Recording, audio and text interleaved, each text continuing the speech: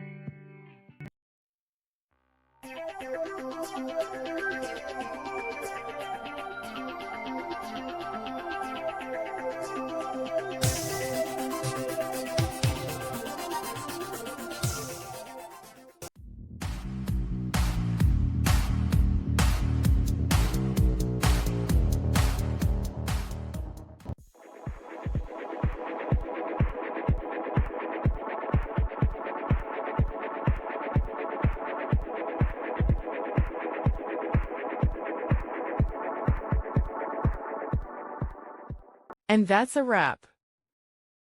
I hope you found the answer you were looking for.